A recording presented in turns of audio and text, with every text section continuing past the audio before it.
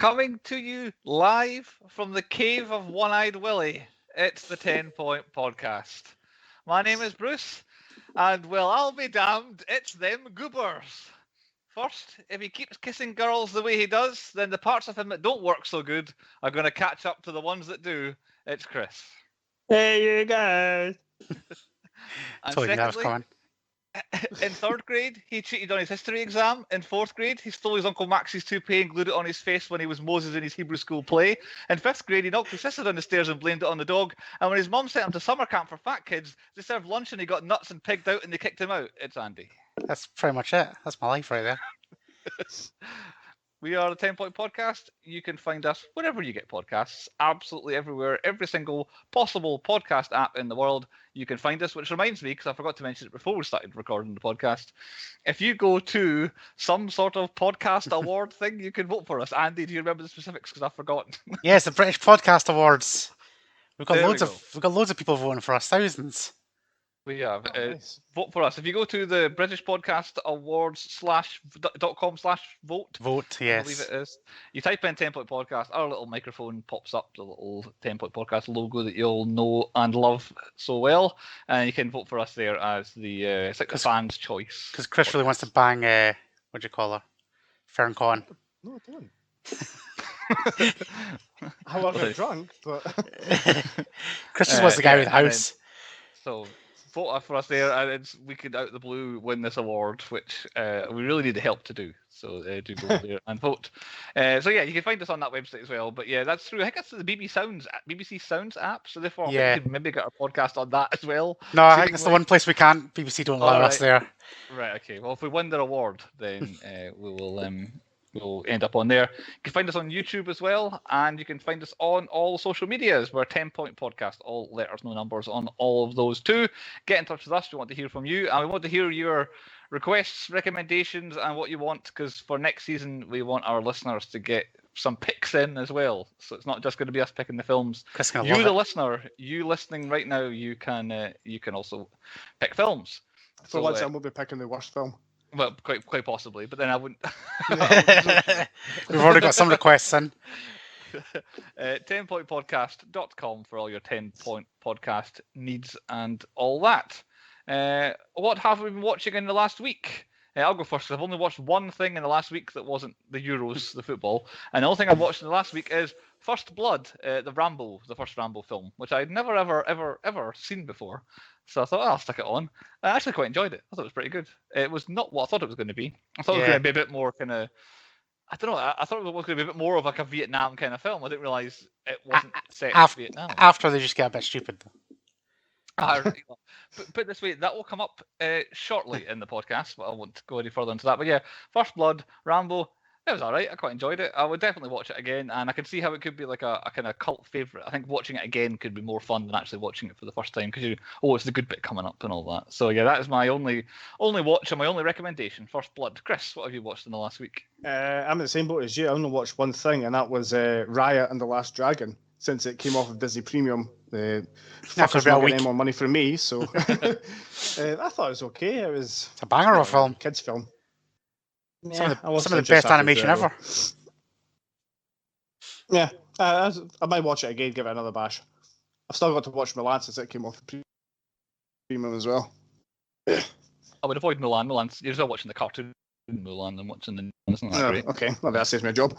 But I do tend to watch that Ryan the Last Dragon, and as well as that Mitchell's and the Machines. I've not been keeping up with. Oh, that's good. Give that a watch.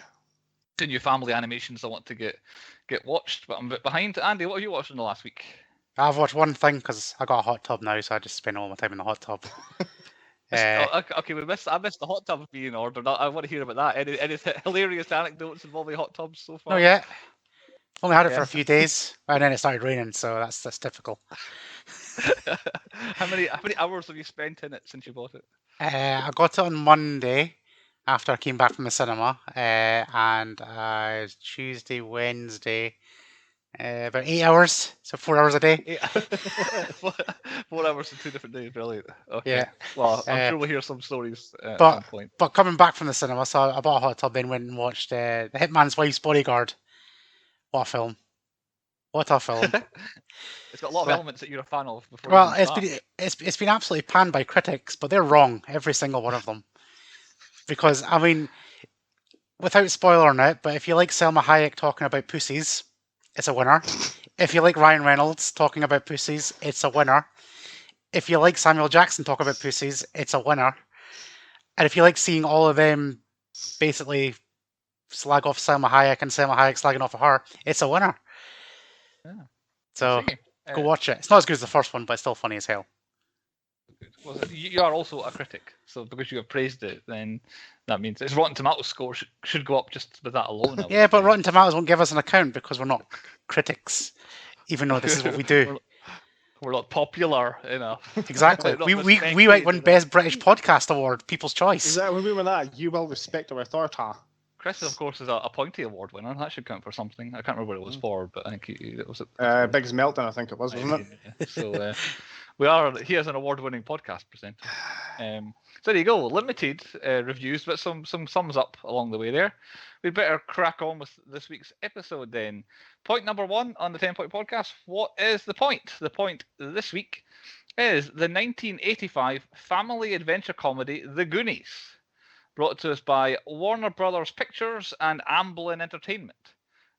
Both of these have appeared on the podcast before. Amblin Entertainment brought us Casper. Yeah, it's boy. the only film that they've done. Warner Brothers behind a lot of stuff we've covered. Prestige, Edge of Tomorrow, Batman Returns, Little Shop of Horrors, Rock and Rolla are many of them. So yes, we have used Warner Brothers before. They are a good well to keep going back to. The Goonies, written by Chris Columbus and a guy called Steven Spielberg. Chris Columbus, He found in America, didn't he? Involved. What's that? He found in America, didn't he? Exactly, I got to say, as well as being a well-travelled sailor and explorer, he's been involved in the movie business for quite some time, doing all different elements of important stuff.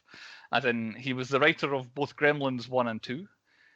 He was the producer and director of the first 2 Harry Potter films, and then was a producer on the third one, but did not direct. And he also directed Home Alone's 1 and 2 and Mrs. Doubtfire as well. So very kind of, as I say, late 80s to early 2000s. All the good films before they got shafted by somebody else taking over. Oh, exactly. Yeah, did the good early Harry Potter ones and the good early Home Alone's and all that. So I guess there wasn't ever any other Gremlins ones, was there? They were the only 2. And then Steven Spielberg, I've not done a deep dive in him because I'm sure he will definitely come up again. But because he wrote The Goonies, I thought, let's look at the films he actually wrote, and there's not that many. He's not a big writer of films. He wrote Close Encounters of the Third Kind, which he also directed. He wrote Poltergeist, and he wrote AI, Artificial Intelligence. And the only other massive writing credit I could find he had was the Medal of Honor computer games for whatever PlayStation it came out on. It was the first one or whatever. And then he's credited with being the creator of that series as the Medal of Honor games went on. But in terms of writing things, Spielberg did not write a hell of a lot. He was usually a producer or a director. Director of The Goonies then was Richard Donner, who himself has written a whole bunch of stuff. Sorry, directed a whole bunch of stuff. The Omen, Superman 1, and then he was uncredited directing Superman 2. I think there was production problems there, best way to put it. Other big time ones, he wrote a film called Lady Hawk, I'm not familiar with, but it was labelled as being one of his famous movies. Then after The Goonies, he did all the Lethal Weapons 1 through 4, Scrooged, Maverick, Conspiracy Theory, and 16 Blocks. So he has directed quite a few films there. Action seems to be where he goes, seems to be his particular forte. The Goonies, starring a whole bunch of people. They're presented in alphabetical order on the film, and as luck would have it, I've actually got the first 2 who are in alphabetical order are the 2 stars that I picked out. Sean Astin. This was a strange one for me because I went into his his filmography and what he's been in and all that. What he's famous for essentially is The Goonies, and then Fellowship of the Ring, The Two Towers, and Return of the King. They're the big 4. And then after that, he's not really done anything massively that Sean Astin is famous for. For me, it's Stranger Things is what I know him as being Bob in California Man. Things. I knew you were going to say that. I even wrote it down thinking Andy will say California Man. But other than that, Sean Astin, is he anything that isn't The Goonies or Sam? Nah. Click. He's the stepdad in Click. That is the one other thing I had seen him in. Because I've got an app that tracks the films that I have watched. It's because he tried to go into politics. Right, okay. I think he tried to go down the thing. That's what he said to Brandon Routh in the car when I was driving him to the airport. Name drop. Boom. Clang. Right, okay. But yeah, he does a lot of voice for games and all, and kind of some animation and all that as well. So, but yeah, Sean Astin is one of these famous people who's not especially, I don't know, famous. If you know what I'm saying, he's not in a lot of stuff. Compared to Josh Brolin, who this was his first ever kind of acting role, was in the Goonies here. He went on to make some films, like millions of them. Saying that, he had made half as many as Sean Astin. Sean Astin has acted in twice as many things as Josh Brolin has. But Josh Brolin seems to have kind of got the bigger ones. So there's a big gap between the Goonies. The next big thing that he was in was No Country for Old Men. So he'd aged about 30 years, personally, to me, what I recognised. They went on to make American Gangster, stars George Bush in W, Jonah Hex, True Grit, Men in Black 3, Old Boy, Sin City 2, Inherent Vice, Sicario, and then he was a guy called Thanos in a few of the Avengers movies. And then Deadpool 2 was his last biggest that I could see there. But Josh Brolin really in the last 10 years has turned up the heat from being famous actor to movie star, I would say. He must have got punched in the throat between Goonies and one of those films because it was just dropped so much. Yeah, very changed man when you think of this. Cigarettes. Same guy, maybe that's what it was. The 90s were maybe hard on Josh Brolin, I don't know. But they were the two I picked out. I'm not sure if anybody else I really should have. I thought about doing who we never ever got a touch on again, and I thought I could do Short Round because I don't know if we'll ever do Temple of Doom, and that's the only two things he's ever been in. But other than that, I don't know who. He's is in the California, star? man. The star? What's that? He's in California, man. Are all the Goonies in California, man? No, but him and Sean Astin are in California, man, but they're not actually in the same scene together. All right, okay. But yeah, so I picked them out as the stars. Back to the film itself, The Goonies, on a budget of $19 million, opened in the US for $9 million on the first weekend. Final US gross, $63 million, making 3 times its money. Worldwide gross, and I did a proper bit of look around, the only number I could find was an extra million from around the rest of the world. Bullshit. But that did involve a whole bunch of other countries. It wasn't like it was just South Africa. Sometimes I get one countries like Russia. This had a whole bunch of countries, and they seem to combine for $1 million. So the worldwide gross seems to have been 64 million. Smuggling some cash right there. They're hiding some shit. Money laundering somewhere.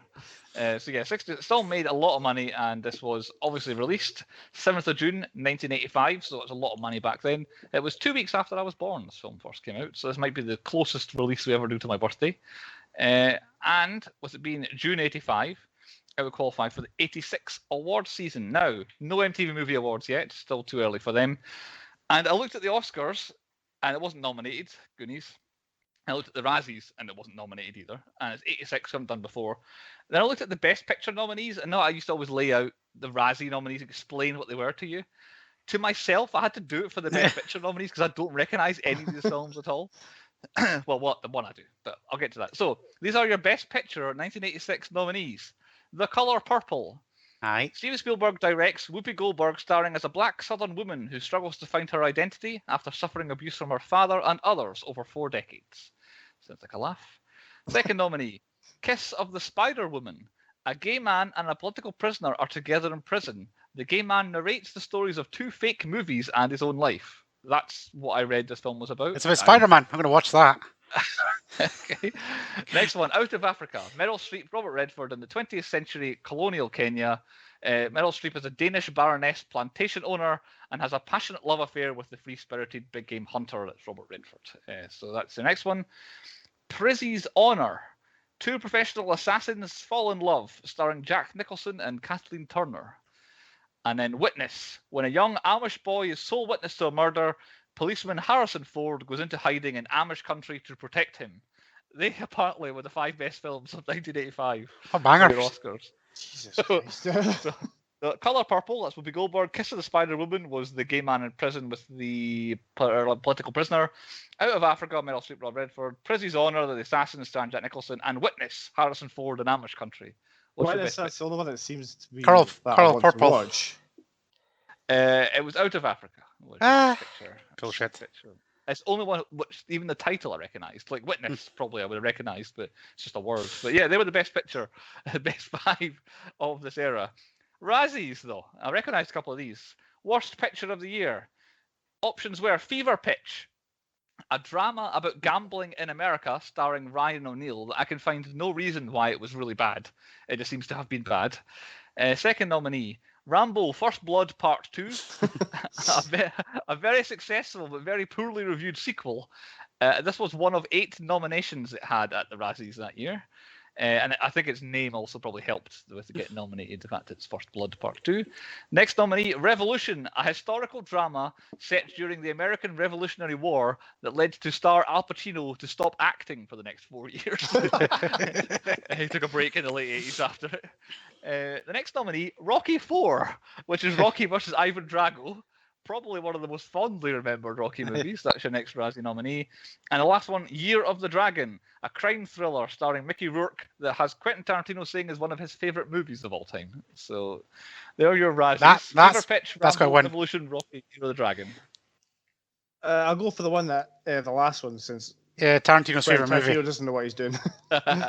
No, it was Rambo: First Blood Part 2. It won 5 of its nominations. I say won, I don't know, inverted commas for the wins. Won 5 Razzies out of its 8 nominations it had that year.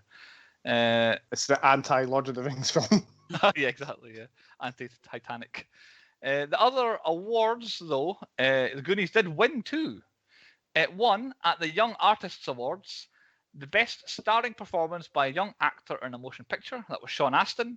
And I want you to guess who won this next award. The Academy of Science Fiction, Fantasy and Horror Films in 1986 gave Best Supporting Actress to... The Her mum. name is Tits McGee. The Andy, one what that... was it? What's she called? I'm going to the I mum. mean, like, even I the said character. the mum. Yeah, the mum. Okay. Yes, Mama Fratelli, apparently. Yeah. Oh, I was going to say fucking the girl that... I don't Yeah. know. I would have thought it'd be one of the 2 girls who were in the kind of the Goonies squad who were in it. No, but they were shite. Mama point. Fratelli apparently was the best supporting actress of the science fiction fantasy horror films that year. So yeah, there were the 2 awards, 2 acting awards, all the Goonies ever picked up. It got one random one in 2017 for a DVD or something as well, but we don't really count them. On to the synopsis, and you'll never guess who's back. Claudio from Rio de Janeiro, Brazil. Do you just keep going to find him now? Oh, what a guy he is. I like to think he's going a week ahead of us and writing these. Right. Read it in the book. So Claudio. He's going to name drop you next week. Yes. Claudio writes, this is how the Goonies goes. The criminal Jake escapes from the jail with the support of his brother Francis and his mother Mama Fratelli. Meanwhile, a group of boys called the Goonies that will be evicted from their homes in Goondocks since their parents were not capable to pay the mortgage of their houses meet each other in the house of the brothers Mikey Walsh and Brand to celebrate the last day together. When they go to the attic, Mikey finds the map of treasure of the pirate One-Eyed Willis's, and he shows to his friends Data, Chunk and Mouth. They decide to seek out the treasure to save their homes, but they find the location is the hideout of the Fratelli family. Soon they team up with their friends Andy and Steph, but they are hunted down by the Fratelli family that wants the treasure for themselves. There you go. That's what the Goonies is about. One-Eyed Willis is. One-Eyed Willis. One-Eyed Willis was the S. So One-Eyed belonging to Willis. There you go. Synopsis. Andy, you selected the Goonies. I think because of who we are and the age that we all are, we've all seen this before, so why don't you tell us why you picked it? I've not seen it since I was like 10-year-old, and I thought I need to watch this again, see if it's any good. That's pretty much the reason for it. And also it fit with your theme as well. Oh, there is the theme as well. It was one of my last. It was struggling with the themes, but this is right in the middle. We'll get to that at the end of this episode. To nail it down, nail down the theme this week because you I reckon said Chris has we're got kind it. there. Right. Stick around on because Chris is going to absolutely kick off at the end of this episode when we do the reveal. Right. Point 2 on the podcast, the high points. Well, Andy, since you said you wanted to see if it was good or not, what did you think was good about the Goonies? The sets. As Like, this is up there with Casper. Like, what a banger of a set. Mm-hmm. It makes sense. It's the same production company. Yeah. It had a very Casper-esque vibe, especially when they get to the pirate ship. It's like Yeah. a big. They're building up to this big, massive set piece. And yeah, they actually built a pirate ship. That's mental. That's all I could find in my research. Was anytime I typed in anything was the actor's reaction to seeing the pirate ship for the first time. It was like, did you know? Fact that the kids when they first saw the pirate ship, that was their genuine reaction. Well, actually, it wasn't because the first take, Josh Brolin fucked it. Right. So apparently they wanted that, so they were like, right, the kids are not allowed to see it. They're going to open up, and then they're going to put the cameras on them, and they're going to react to it. And apparently they opened it, and then like they revealed it, and then Josh Brolin went, "Fucking hell!" And then they had to do another take. We'll get on to the swearing later. There's certainly a point to be made about that. What I did like about the sets was you kind of you get a feel for their progression through the caves and all that. Like in your mind, you can imagine where they are in a sort of tunnel, and then the Fratellis are catching up on them, and then obviously Chunk and Sloth are way back there, and the whole thing they built it so much that you could see in your mind where the route went, and then when they finally make their way out to the pirate ship, you could imagine being in that cave with them. Yeah. The way they did. Another fun fact that I read on the internet is this is like one of the very few films that's actually shot in sequence. So every single thing is in sequence, and that's exactly how they did it. Because apparently they needed all the time for the pirate ship to be built as well. So they started filming before that was even built. I see. Chris, you got any early high points? Yeah, young Josh Brolin. I had no idea. I've seen this donkeys ago, and I've completely forgotten it. And then it popped up on the name and said Sean Astin, Josh Brolin. The fuck, Josh Brolin's in this. And you see him, it's just like that's not him. It looks nothing like him, and then sounds nothing like him. But it looks exactly like him. Well, it's just a little bit. And then he's got a bit of a funny bone when he's on his like the wee gully bike, cycle away. Big knees are getting it loudly. But it was good to see like him. And that was his first role, so yeah, I thought it was quite cool. The my first thing I've got is the opening car chase in the credits was my first high point because this was like Fracture, like they blew their load right in the first 5 minutes. Yeah. I've been even watching like Rambo recently and a couple other films, just watching 1980s films where the cars are actually on the roads and they're actually going at the speeds that they're going and stuff like that, and I just love a good car. The only issue I would have, and I'm surprised Andy didn't want about this, was that the credits were over some stuff. Like, there was actually a sign in the credits, like in the scene, and someone's name was over the top of the sign, so I couldn't see what the sign said, and it was supposed to be visible and all that. But yeah, they were intrusive, but I enjoyed. By the way, which versions did we all watch? Because there is actually a couple of versions of this bad boy. I did not know those other ones. I have no idea. I think I just watched standard. Did you have a giant octopus in it? No, that's going to come up later on. There you go. That's fine then. We'll watch the same version then. There was a funny cut in the version I had in mind, but I didn't feel like there was an octopus cut out of it. I'll say that. But yeah, the car chase, with the Rosalina in the middle of the road with the cars going past her as well. Yeah. That was as well. No, I must agree. That's one of my high points. The kind of opening thing, because it's kind of like an old kind of like Simpsons, where all the characters are there, where this car chase is going on. So you're introduced to all these characters. Yeah. Including like Chunk when he's like playing the arcade and puts the pizza against the window and all that stuff. He squishes his pizza against the window, squishes his cup against the window, and then gets annoyed that they have like, you did it. Why are you doing it? Oh, so annoying. And the cheesy joke with the TV as well, like, turn the TV off, I can't hear myself think, and then he turns it off, and there's police sirens, he's like that, banging the TV. Instead of looking out the window. I thought it was a nice touch. I like that better than him going to say, is the water going down yet? And then for him to get sprayed in the face. It's like, physics-wise, what's happening there? Why is the water coming out like that? But my next high point is the whole Rube Goldberg stuff, like when they're getting into the house. And it's like, why is the mum and dad letting them build that kind of stuff? And then also, why has Data got a zip line from one house to another? That seems pretty dangerous. Like, well, I understand the Data one, because they're obviously pals, and it's like, they can go across and they can play with it. But the whole Rube Goldberg thing, opening the gate, like, somebody else had come in, like the mum and whoever else had come in at various points and all that, and then whoever Mouse had appeared. He didn't have to do it, but then when Chunk arrives, he has to wait at the gate for him to set the whole thing off. But then everything was undone by that point. Yeah, and a chicken can only lay 2 eggs. So that means only 2 people can come in a day. Yeah, exactly. Yeah. So it annoyed me really. I was like, why? Yeah. Why is this? And also, it didn't feel like IQ would be the sort of one to build that. You'd have thought it would be more of a kind of data kind of invention, unless he built it for him, I assume. But I'm stepping on like 0.3's toes, but that is my first low point because by the time he's literally pushed the bowling ball, Chunk just went, click, I'm in. Yeah. Instead of like waiting to get in. There's etiquettes to get into like people's tree houses and that, Chris. Jesus, you just got to follow the rules. It would infuriate me. I just went, fuck this, I'm going home. If you want me, come get me. Yeah, it feels like it was just like a kind of a chunk protection sort of device. Yeah. Like, he has to do the truffle shuffle, and then which also he sounded like he has unhealthy things in his stomach. Like that, the sound of the kind of splishing and splashing did not sound natural at all.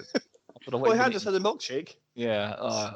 Were you at the show where MacGyver took part in the truffle shuffle, Chris?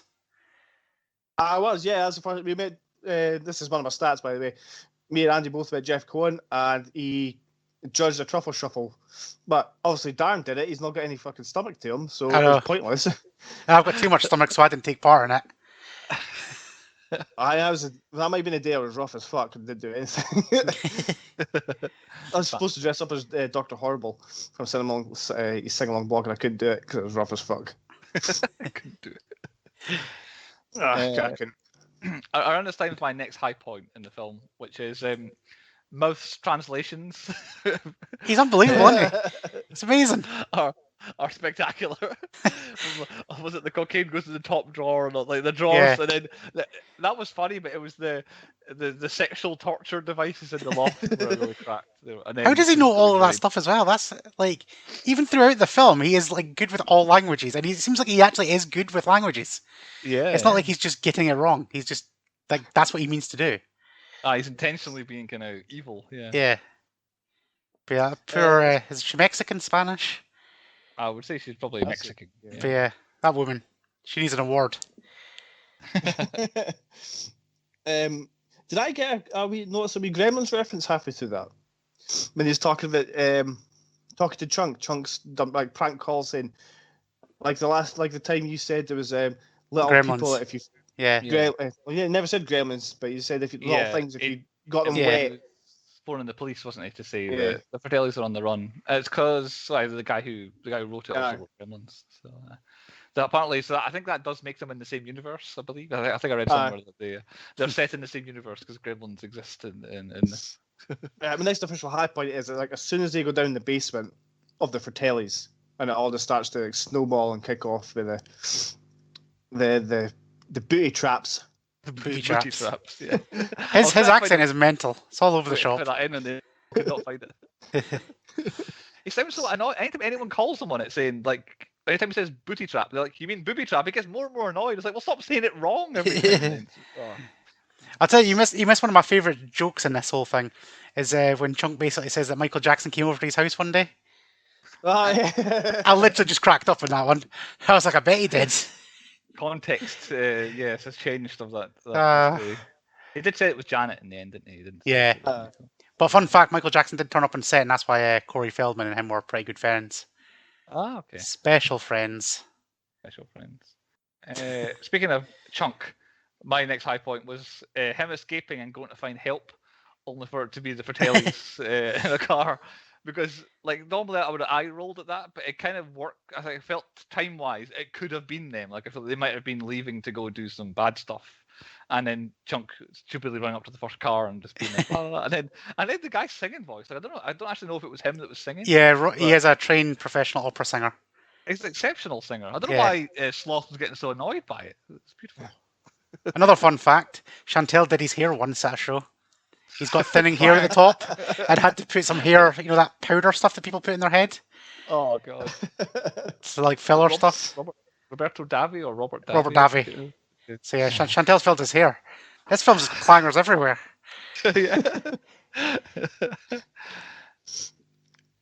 Who's next? Any high points? I've got a couple more. I'm just already touching it.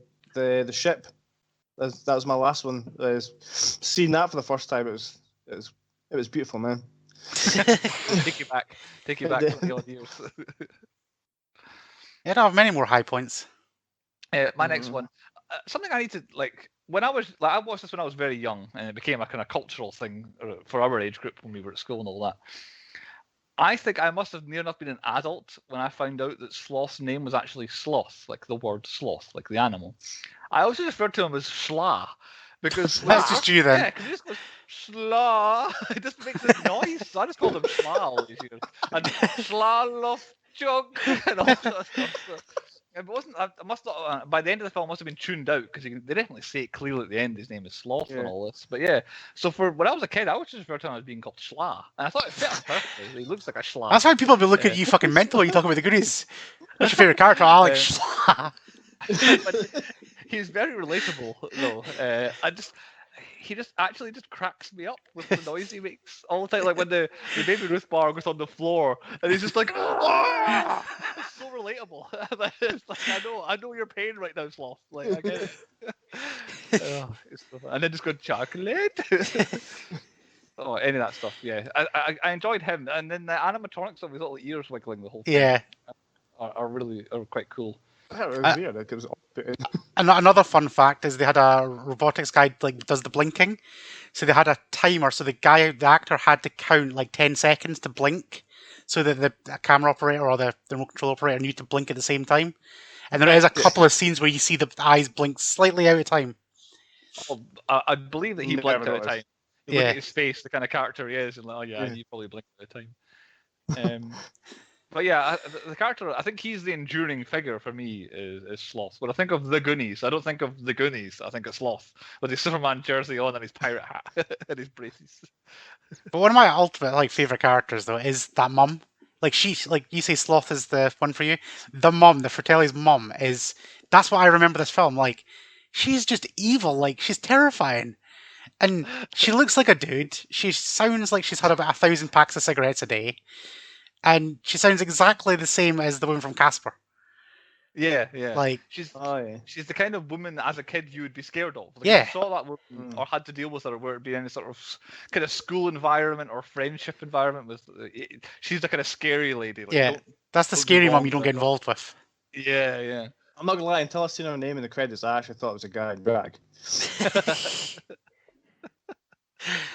I did. Yeah. I have got the Fratellis is my last high point because I've got they are good villains, but they're not very good. You know what I'm saying? They're pretty terrible at whatever it is they're trying to do in the film. Like he gets out of prison in a kind of half ingenious, half preposterously stupid way. Just seems to fake hanging himself and then just runs out the door. Yeah, like, genius. There's not one other guard in the place. He's like, oh, how relaxed is that prison? You've got guys wearing sunglasses, him wearing a fucking scarf and shit in his prison cell. It's also the fact that just a little bit of fire that's like knee height stopped all the police from catching them. Yeah, exactly. Yeah. But yeah, they're enjoyable as bad guys, and then I feel like throughout the three of them, you do get a sense of who they all are. They're not just like villain number one, villain number two. There is a relationship in the three of them, as in Francis is the one the kind of mummy's favorite and all that, and then Jake gets slapped in the face the entire time, the whole way through. But yeah, I thought the Fratellis are enjoyable baddies, if not necessarily good baddies. Are my last high point. They could have been avoided as well. Like they had nothing to do with the treasure until Chunk spilled everything. Yeah, they were just happened to be in the wrong place at the wrong time. Yeah. That's for high points then? Aye. That's me, yeah.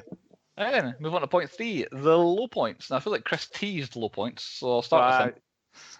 Right. This is the second film with a fucking pointless ball motion machine thing. Like I said, Chunk could have just opened the gate and went in. He's just, I don't know, being nice and waiting. Double ball motion, back to back. Yeah. Well, my first official one is I must be getting old because it really pissed me off how much they were shouting through the entire film. There are everything is just screamed. Chunk the entire way through the film, and Mikey for about the first third of the film. They just shout every line, and it's like, would you just shut up and calm down? I really started to hate Mikey because they were just playing back going, no, don't do that, don't touch that. Mum said no. And I was like, oh fucking hell. Your mum doesn't seem to care. Like she didn't not give a damn what they get up to. Penis upside down, no fucks are given. Well, she left, is it Brandon? Yeah. Him in charge of the group because he's the oldest one and all that.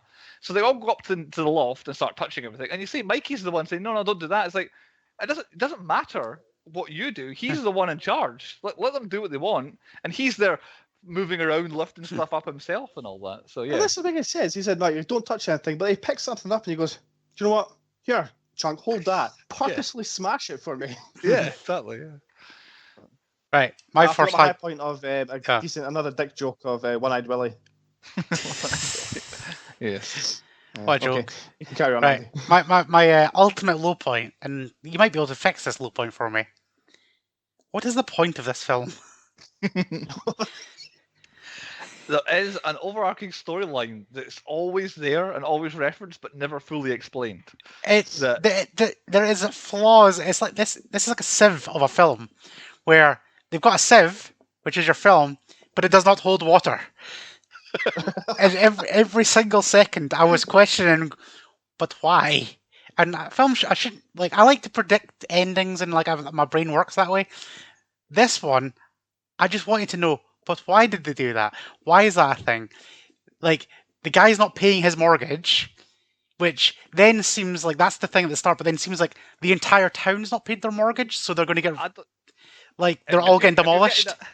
If you get that from Claudio's synopsis, I'm not sure he's like right. I could be like, I'm not saying it's gospel, but I feel like is it Troy, the kind of the prick? Yeah, His dad seems to be buying the town yeah, so he could put a golf course there, and it seems to be kind of like an Up where the one guy won't sell his house, so they're Yeah. building round about him. Essentially, I think that's going to happen, but somehow the film implies they can just force them out of their house and just knock it down. yeah. Like, I'm not sure you can do that. But I'm pretty sure there is like something about like he can't afford to pay like the mortgage or whatever, like the new rent. But it seems like he owns that house, so and then he's got a fuck ton of stuff in the attic that he could just Yeah. sell. So Yeah. problem solved anyway. Yeah. And the film just arcs like this all the way through. Like, why are the Fratellis like staying in what seems to be like a restaurant basement or something like that?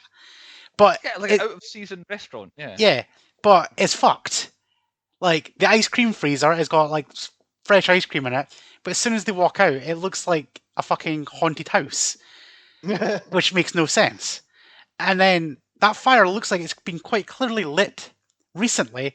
So how did nobody notice a big gaping hole underneath it? And the film just does this all the way through, where it just annoyed me. It's like, but why? And The whole relationship with Sloth as well. Like I had forgotten he was actually related to them. yeah, It's like, how long has he been in this restaurant where he's just been chained up? And do they move him from one hideout to another, always chaining him up? And how? yeah. Why does he not run away when he's unchained and all this sort of stuff? That relationship was weird as well. But the ultimate one is One-Eyed Willie. It makes no sense, right? So, this is what I've took from this story. Let's just see if I'm wrong in this one, right? So, One-Eyed Willie parked his boat and hid it, okay? Then decided to make an elaborate booby trap to protect his boat with a little treasure map and how to get there by going through a fireplace. Okay, so say it was like it might have not been the fireplace, but this because the tunnel broke, whatever. But even still, he made an elaborate keyboard out of bones, some death drop things, some Punjabi sticks, all that stuff, right? But then the film ends with One-Eyed Willie on the boat around a table with 5 other guys counting out their money. Wouldn't you count out your money before you built all the elaborate traps?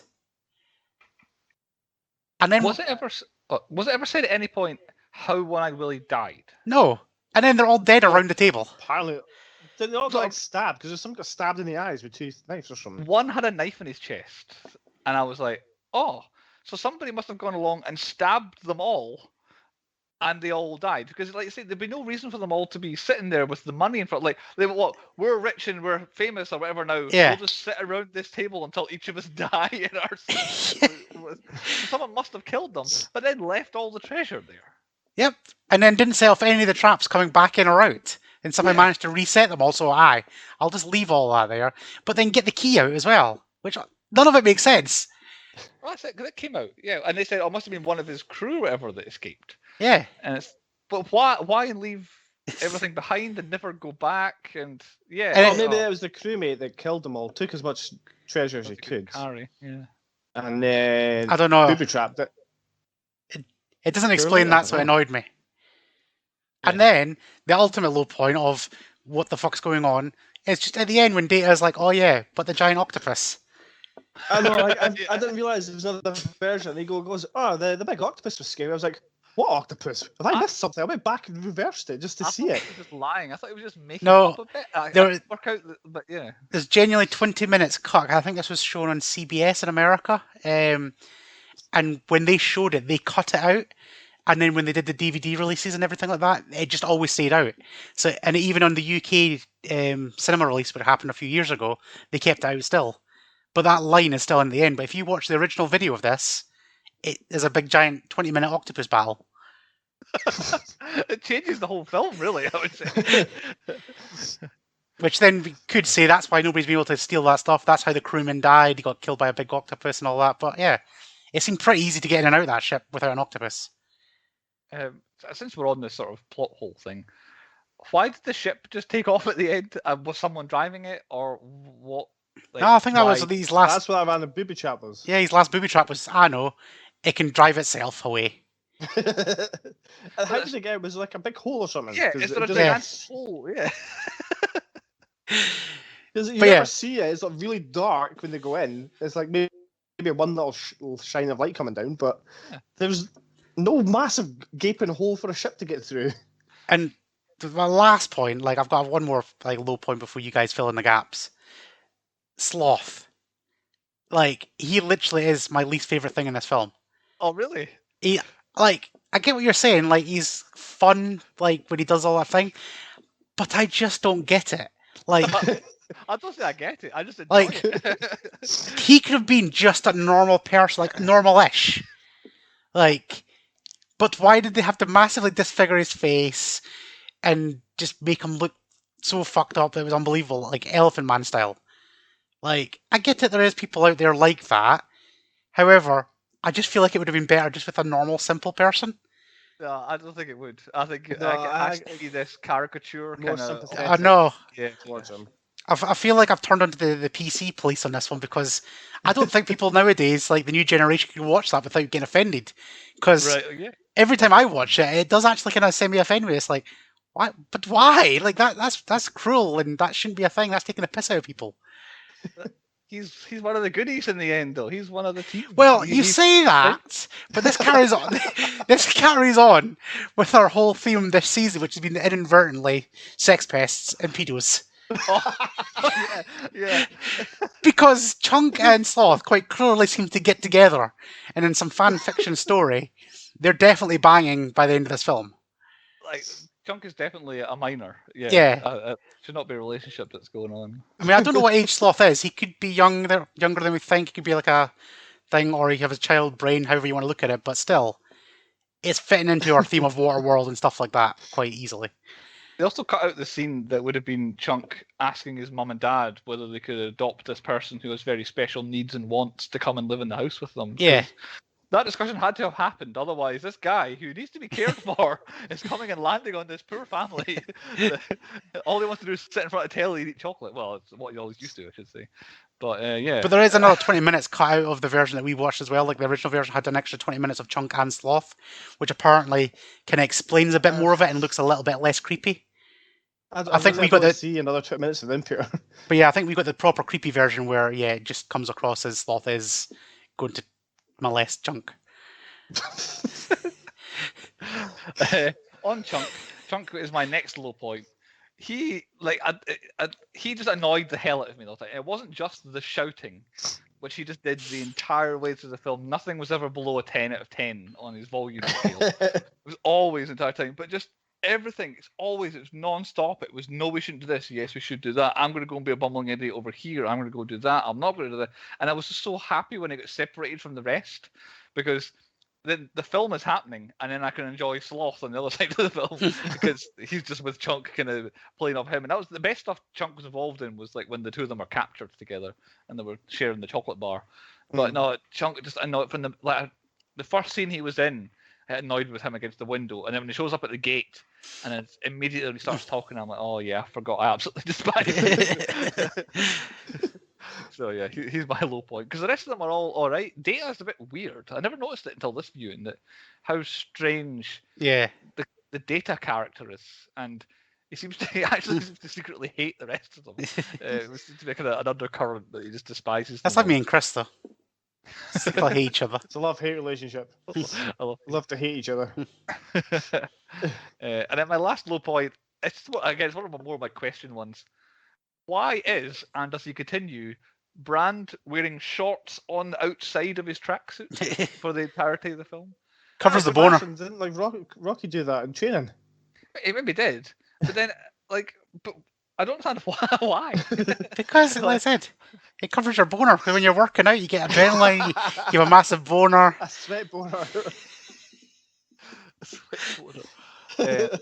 Yeah, I feel like it would have been restricted more than anything. I feel like Goonies should be changed to Goonies, but why? But why?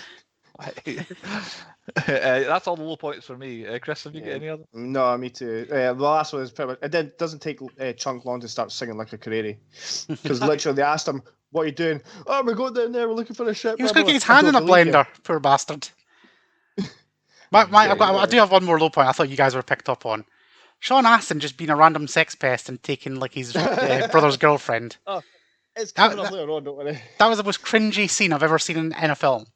Like, oh, there must have been a hole there, and does he wear braces? It's like, it wasn't that dark a cave. It looked pretty dark. But it was dark until the pervy best friend comes up with a lantern and starts watching them. It's like, what were her intentions? Yeah. She wanted to join in. So got twos up. Yeah, there's a lot of kind of, I don't know, relationship swapping going on. Like, doesn't take long to bounce from old Troy in his car to Brandon down the well, like does Andy. She's immediately like, oh, I'm interested in him.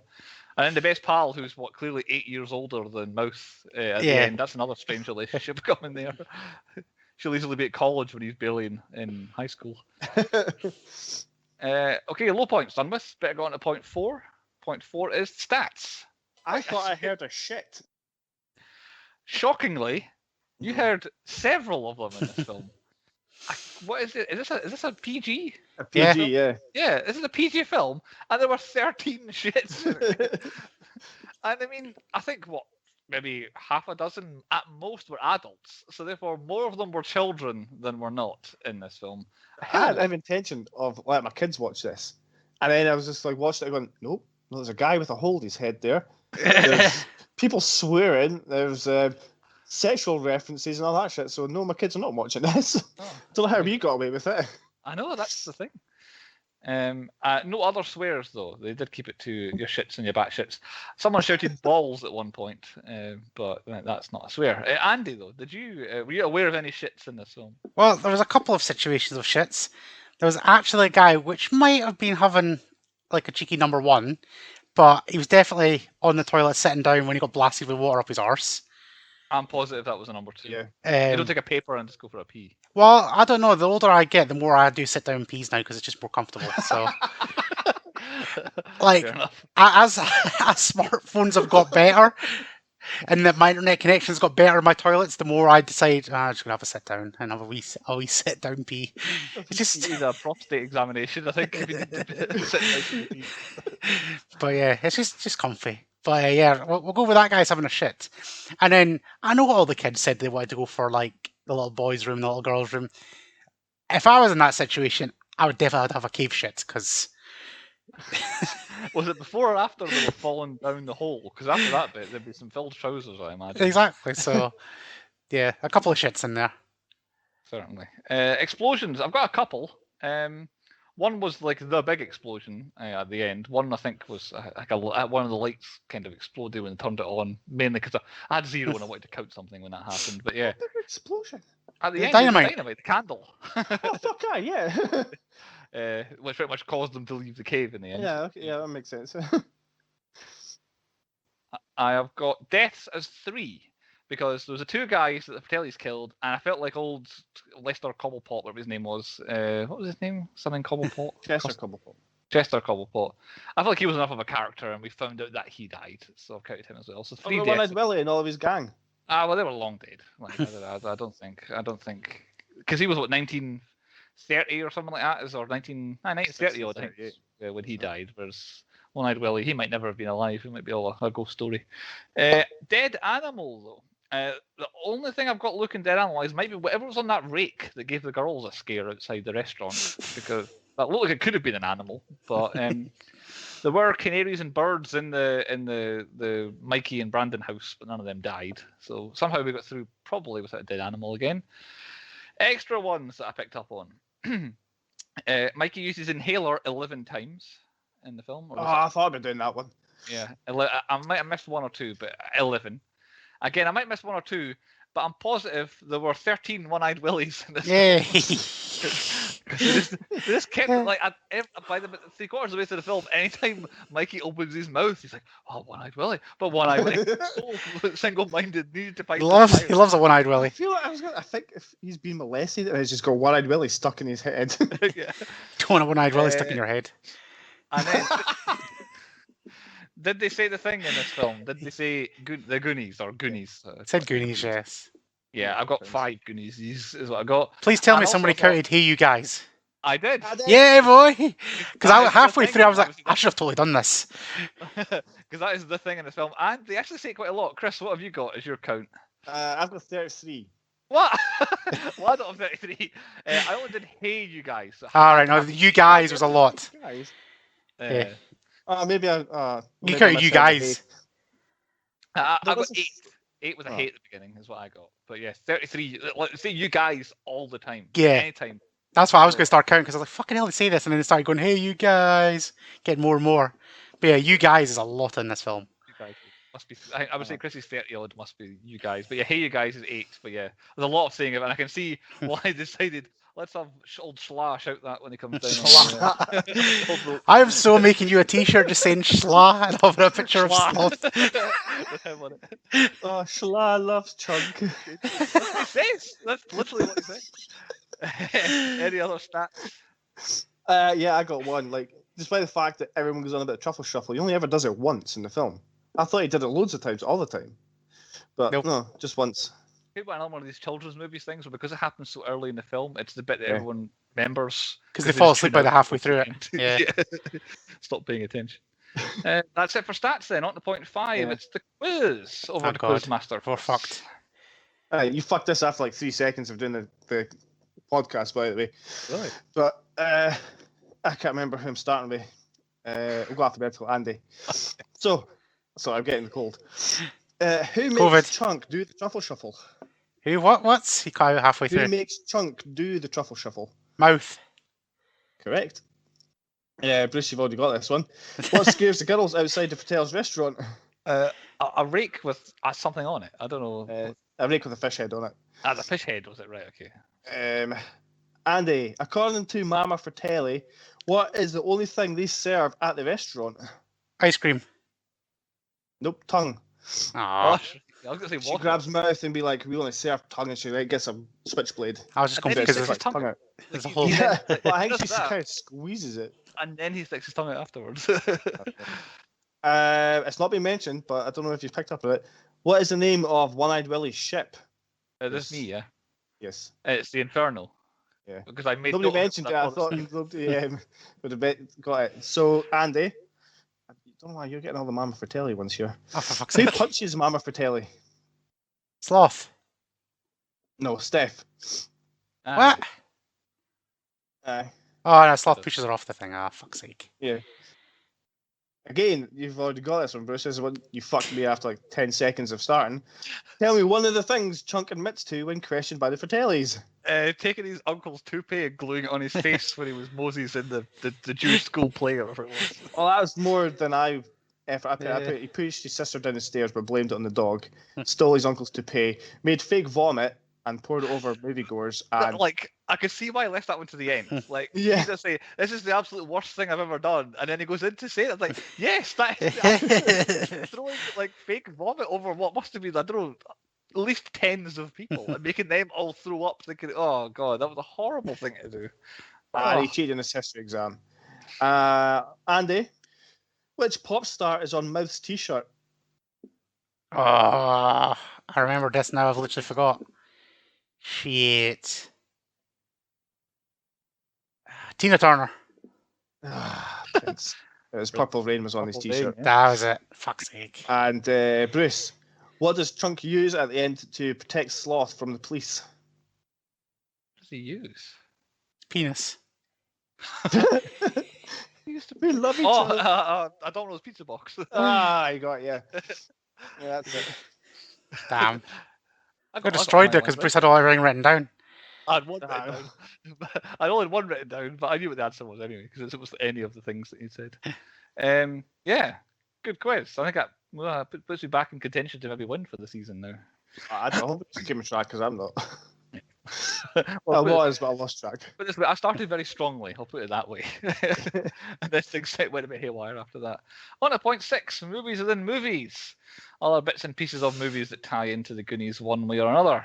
For me, things that were referenced, parodied, etc. in this film: Rocky, Purple Rain, James Bond, King Kong, Psycho, The Great Escape, Raiders of the Lost Ark, Temple of Doom, and not just because Short Round was in it, although I had written down because Short Round was in it. Scooby-Doo, Captain Blood, that was the pirate movie that he was watching. It was called Captain Blood. I saw that one. Gremlins and Superman, they were the only ones. And then pretty much any pirate thing you could ever imagine. Also. Did you say James Bond? I did say James Bond, yes. Chris the He's Croft playing proper confused. Yeah. one point. I can't remember if you said it. On to Chris for your movie. For people being in other movies, I think nobody returns. No, Wrong. Oh no, I've missed one. Who? Go, Andy. Corey Feldman. The Who? Burbs. He was in the Burbs. He was in the Burbs. Oh fuck! The Burbs is the one. So I go Chris through just always people, forgets the I Burbs. I just scroll through it, and I seen it. And I'm like, keep scrolling. That's two you missed out of the That just Burbs. slips now. my mind every time. You really hated that film, didn't you? Yeah. Because you missed Bruce Dern, didn't you? Yeah. I did, yeah. Fucking Burbs, man. 2 weeks I in hate a it row. even more now. As for putting us, like, I struggled with this a little bit, but I've got two options. Andy- I picked this twice here. all right, I put Andy as Mikey. He keeps coming up with little adventures for us and like ideas for us. I put you as Mouth Bruce because you talk quite a lot in the podcast. I got the podcast. And I'm totally Brand, and I'm not Chunk whatsoever, despite the fact I've put on like 15 stone in the last year. Well, on a similar vein, I went you, Mikey, and Andy Chunk. No offense to the two of you, but I feel like what I felt was that you had your own Goonies, whereas I was a bit older, so therefore I kind of have to be the Brand. And as I started thinking about it, I could definitely see like Sean being Mouth, and I could see Bly being Data, and I could see other people like your little crew mixing in. So you guys are Chunk and Mikey, but also I thought I have to do assistant for Fratellis as well. So I thought I'll be Jake, you can be Francis, Chris, and then Andy's Mama Fratelli. Yeah, boy. I did it that way. On to Andy's movies and movies then. Right, I struggled because I had so many options here. And I tried to overly complicate it and completely fucked it up. So, only because it is the weirdest IMDb actor's profile I've ever seen, I've decided to try and do a movie within a movie with this actor. Mhm. So, picture this. You've been, like, back millennias, fighting, like, He-Man, and then you've been fighting Aragon, and stuff like this, and you just keep coming back time and time again, and then you come back as just a thing called One-Eyed Willie, and then once again you're just left sitting there until you're once released from your curse, and then you go on to do the next thing, which could be any film with a skeleton in it, because the skeleton for some reason got an IMDb profile. Oh, really? If you go on IMDb, the skeleton has an IMDb profile. Which is actually only linked to like a couple of films, but apparently that skeleton starred in like 2 or 3 films. That's cool. I quite like that. That's a good touch. Yeah, I did not see that one coming. That was it. Yeah. I was going to go down to Thanos, Josh Brolin, Rue, or Data, just always in a cave with the older men. Could have went anywhere with this, but skeleton just confused the shit out of me on IMDb. Well, that's good. I did not know he had a page. Stick with you then, Andy. Point 7 is your hypotheticals. Right, this one could have got weird and disgusting, and I'm going to try and stay away from that hypothetical, because I was going to do, if you inherited Sloth, what were you going to do? So we're not going to do that one. We're going to skip past that one. You can leave that to your own imagination. However, if you had a pirate ship full of treasure, what would you do with it? So bear in mind, One-Eyed Willie decided to booby trap an entire thing rather than, like, I don't know, doing whatever you guys are about to do with the money and treasure. Spend the treasure. I was because I'd like turn it into money, stick it in the bank, and then go sail them in the world. And just like every now and again, just take some money to buy, like, upgrade my boat. Because what was this, like 1935? He got lost. That's when the explorer guy tried to find him. That's, right. The map's like 1600s. Right. Yeah. Okay. Because I don't know, it just still seems weird. So it'd be very like that's one thing I meant to say. The cheapest, nastiest looking gems at the end that had all those, looking. It's like, oh my god, look at these! It's like, it looked like just, I don't know, like 10 pence each in a joke shop. But I don't know. The problem you have is that you kind of know the whole place is booby trapped, so you do sort of need to get all the money out of there with what you have on you. Like, you can't go, right, I'm going to go away and I'm going to get a giant tugboat with a massive thing to chuck all the coins in, because the boat is going to sail off without you. So that becomes, what you've got on you is how you get the money out of there. And that makes it a very difficult proposition, I would say. That's what needs to be taken into consideration. Chris is just like, I'm just going to fill my pockets up and get out now. No, I was because I would have done what the Fratellis done, like, tried to take the money off the thing, but all that I did was start the boat up. So are they not still on the boat then, technically? Well, they would have been. Did Sloth chuck them in the water? Yeah, he chucked them in the water. Yeah. See, I thought he'd already left with them. No, maybe not. Anyway, but I would have done what they did. I was trying to take the stuff off the scales, and the boat was left. I went, oh shit, I'll just stay in the boat and see what happens, and then try and sail it. A pretty weird last, like, booby trap to have. That one. Yeah, because like the boat's out and freedom. You've stolen the money. That's all you had to do was actually take One-Eyed Willie's money and you're out. You're done. Yeah, just take the boat. Yeah. Mikey getting a boner for fucking One-Eyed Willie. That's his. Fucking take it all. It's all yours. He's not doing anything. He's a fucking skeleton. So basically, what we found is Chris is just, he'll take everything, and Bruce needs to tactically think what's worth the most to fit in my pockets. Yeah, like, I'm either taking the boat, I don't know where I'm going with it, or how to drive a boat, or even how it gets out of the cave, or it has to be, I need to, like, time is wasting here, I need to get out of here with what I've got. Maybe just like a little lifeboat sort of thing. I'd fill that up. Maybe that's what I would do. But I'll tell you what I definitely wouldn't do, would be take a few gems and then pay off everybody's mortgage. Yeah. If that is indeed what was happening, because we don't still absolutely know. I suppose their mortgages will only be like, I don't know, with those gems, not very much. A gem each will cover your house. Exactly. It was weird that it was the housekeeper sort of helper that was the most excited about it. I thought she'd been scared though. I'm just like, kept it for herself. Yeah, that's basically why, because they're used to knowing what high value targets is when they're cleaning houses. That's what housekeepers do. Oh, these gems are worth more. They won't notice these disappear in pocket. Yeah. Right then, we best move on to point 8. So the nominations for the Pointy Awards, which we've been discussing off podcast, will be coming up in, I don't know, probably about a month's time, give or take. So keep an eye and an ear out for the Pointy Awards. Nominations for the Goonies then. Anyone want to lead off? Anyone? You rattle through them. Could you probably cover most of them? Best song, I've gone for The Goonies Are Good Enough by Cyndi Lauper, because it's a wee bit of a banger. It's by far not her best song, but I quite liked it. Worst plan, whatever it was the Fratellis were actually up to was a pretty terrible plan. Like, it got them out of prison, and after that they didn't seem to be doing anything with the police after them. Best costume, I've gone for Sloth. That's including his face looking weird, but also his actual outfit with the pirate hat and the braces and all that. It was quite a good costume. I quite liked it. It's a good one for Halloween.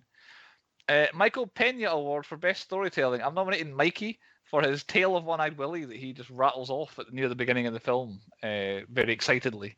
I would change that one to Chunk just telling all these bad things that he's done in his life. Yeah, that is a good one. I also hate Chunk. But fair enough. But I thought Mikey's was a very Michael Pena, it's the same name, of course, Michael. Very style of just rattling off like this story verbatim. But yeah, Chunk was very quick as well, I guess. What's next? I can't see which ones I've actually written down. Oh, best inanimate object. I've gone for the Baby Ruth bar. Because I don't actually know what it is. My only kind of context for a Baby Ruth bar is being in this film, and then Sloth being annoyed that they're basically like a Snickers. Snickers, right? Okay, I'm going for that. He seemed to like it a lot. Worst supporting character, which is a good example. That Troy guy is a bit of a bell end, but also I don't really know why he's in the film. Like, there's not really any need for him to. Like, I don't think it helps the. Is it Andy that we got? I don't think it helps her story at all. Him being in this film, and he turns out to be the son of the guy, the villain in the end. It's like, he was a bit annoying. Most underused, definitely Joe Pantoliano as Francis, because he is way better than what he was given to do in this film, and I love Joey Pants, so I'm nominating him. Best villain, the Fratellis, along that line, and then the best entrance is definitely Sloth to the rescue with the "Hey, you guys!" What a way to make an entrance! And that's all my nominees there. I'm going to go for best set, or whatever I call that category, is that pirate ship, that cave pirate ship. Hotly contested award come the pointies. It's your best sets award. Because you've nominated like 3/4 of the films, and you really got to struggle to pick your favourite, I think. But that is a banger of a set. So yeah, other than that, I think best entrance I agree with, and everything else I pretty much agree with. Good. So do I, apart from one. I've gone for best bad guy as Mikey. He makes out with his brother's girlfriend, the shady bastard. Apart from that, I agree with pretty much everything else. Good, unanimous. Apart from Chunk, I'd say Chunk's rattling off everything's better than the Mikey's slithering through One-Eyed Willie's story. I think that wasn't meant to come out with that. Heavily, I guess. Anyway, point 9 on the podcast. Moral of the story. Chris, why don't you give us your moral first? Goonies never die. Never say die.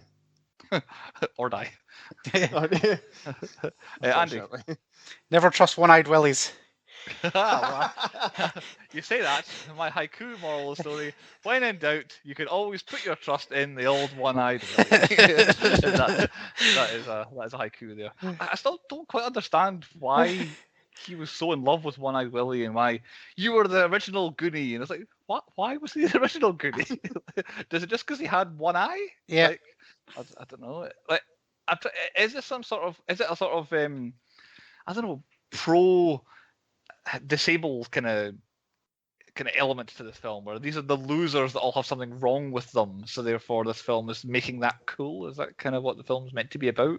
I don't even think they thought that through. I think we're going too much into this than they did. Yeah, maybe they just wanted to make a kids film. A fun movie. Lots of swearing in it. Point 10 on the podcast is the 10-point rating, where we rate the movie out of 10. Andy, you picked it, so you go first. Right, this is one of these films, like you said, we've grown up with, cult classic, all that shit. I watched it when I was at the right age. I think I enjoyed it as a kid, and I've probably maybe only seen this film. This is probably my third viewing, and I still enjoy it. I don't get it. I don't understand it. It makes no fucking sense. But what's on screen I like, but nothing else makes any sense. So it can only just scrape a 5. Scrape a 5 from Andy. I'll go next. I very rarely go in the middle. I pretty much echo absolutely everything Andy says there. There's something about it. Like there's so much about this film that's not good. As in, when I look at my high points and low points, I have 6 high points and 3 low points. But there's just something about it. It's just like maybe it's the making sense and the actual incoherent nature of what the film's actually about, and then the fact that the kids are really annoying doesn't help at all either. So I'm kind of caught in this middle bit where I'm not actually sure if I like it or not, and I don't know if it's good or if it's not. So it has to be absolutely bang on a 5 for me, because I just don't know. So I'm also going for a 5. So 2 5s so far. It turns out I'd never seen this film all the way through. I'd always Classic. started it. Yeah, like Classic, Chris. Just before like the restaurant where they meet the Fratellis, or just after that point. That's when Channel 4 went on break. Channel 4 would have went on break for the news. I don't think I've ever seen them break out of prison before. I might never have seen that. No, I'd never seen that bit, and I'd never actually seen them meeting the people. So I'd always missed the truffle shuffle, but I've seen it in other bits. That's why I thought I was used loads of times. I don't know why, but I just found myself getting like annoyed at how loud everything is. So it's definitely suited to, and how stupid people were. So it's definitely suited to a younger audience, I think, despite the fact there's loads of swearing in it. But I didn't like it. Like you said, I don't hate the film, but like I don't love it. It's just, I don't know. I agree with you completely. I can't rate it any higher than a 5. Oh my god! It's nailed really, it. it's such a strange experience watching this film. It's really weird. Naturally, that's a 5 overall because we all gave it a 5. I think that's maybe the third time in a recent memory. Season, I Right. think it's happened, isn't it? Before you go on, Bruce, you need to work out my theme now. Andy's theme are the next 2 words I've got written down here. Yeah, boy. So I think we've nailed it down that it's children or it's babies. I think it's children now because Kids being heroes. No. How is the kid the hero when look who's talking? Because he finds his dad that he wants. Honestly, I can't get any further than it involves children. It's bringing up someone else's child? Is it that? Nope. No. Because of Kids course and food. it's a plant in Little Shop of Horrors, so it's not even a child there. So adoption? Is that adoption? Nope. I think Chris guessed that. You know what's throwing me off is Blade. Blade's one of It's the. got a child in it, but Blade, he like, doesn't do anything. it's not that much to do with children. Right, okay. Films that have a I'm child out. in them. I'm out. Right. Father. Something to do with fatherdom? No, probably all these are right. However, my underlying theme Beautiful. from day one, there was 2 I was going to go for, and one of them, that's why my movies have kind of matched up. One of them was going to be kids and babies, because obviously Chris was going to have a baby in the middle of this season, so I knew. So that was originally going to be it. However, from Blade, I decided no, I'm going to change it because I forgot there was actually a baby in Blade, or the kid in Blade. So from day one, I changed it. I went with the new theme of mutants. Right, mutants. Okay. So I'm with you on Blade. Yep. How? He's She's not a mutant. Oh, it's just the film has to have a child and a mutant in it. Nope, it just has a mutant in it. So, Every film has a mutant in it. I should have So what's the mutant from Luke who's talking? The kid, he's telepathic. He's putting the story into our head. He's got an inner monologue. He's not telepathic. Nope. He's telepathic. He is literally beaming his thoughts into the viewers' heads. He is doing exactly what Xavier does from X-Men. He doesn't talk to anyone though. No, he's telling us. He's like putting it into our head. He's like talking to his stories. He's passing his thoughts into our head. Aren't we the mutants? No, because he's putting it into our head like Professor X does. Well, What I didn't even film talk did to you George pick? You've Volta had if you do Blade, that.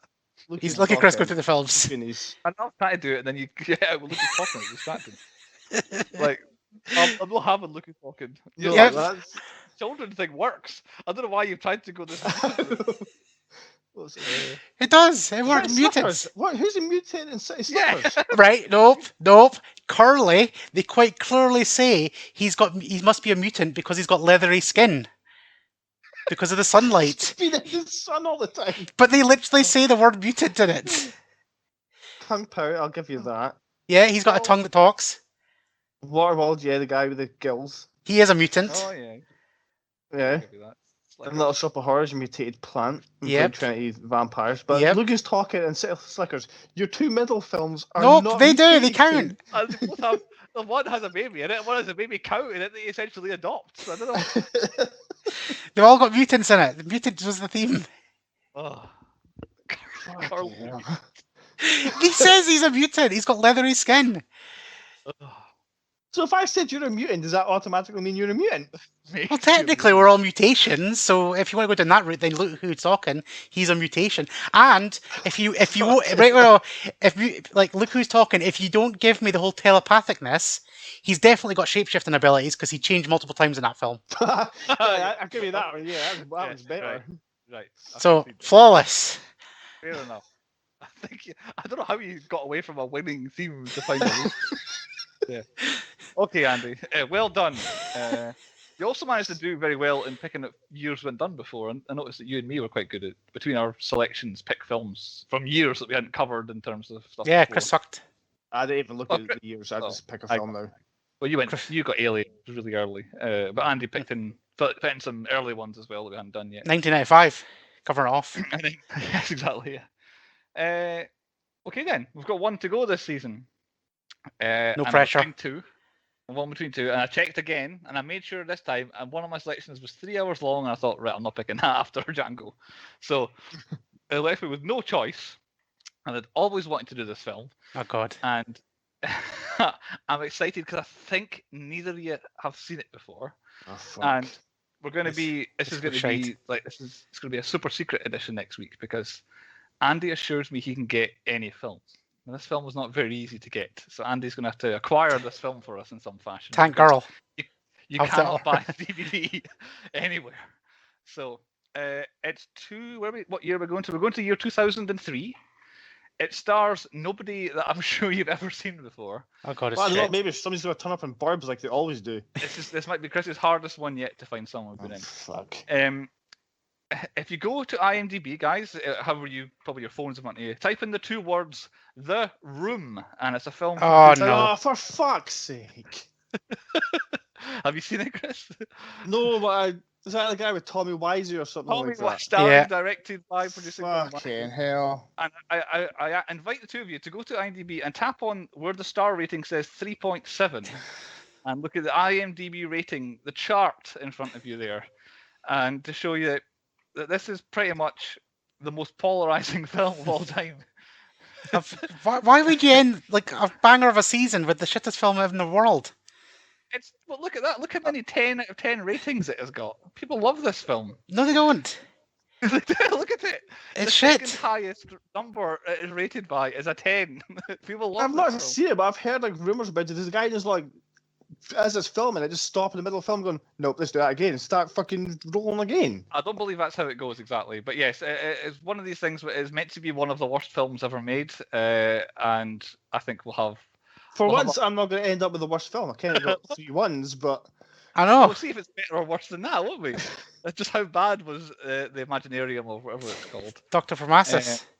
Dr. Parnassus. So Ah, yes, my why? selection for next week is The Don't Room. bother. Just tune in for the pointies. See if you can find The Room. If you can't, enjoy us possibly enjoying, possibly suffering the worst film that's ever been made. Actually, watch The Disaster Artist, the James Franco film based on the making of this film, and then we'll get you I next think that's the week one I've on actually seen. It's shite. I didn't understand it. Now you see the film, you might understand it better. We'll speak to you in 7 days on the 10 Point Podcast.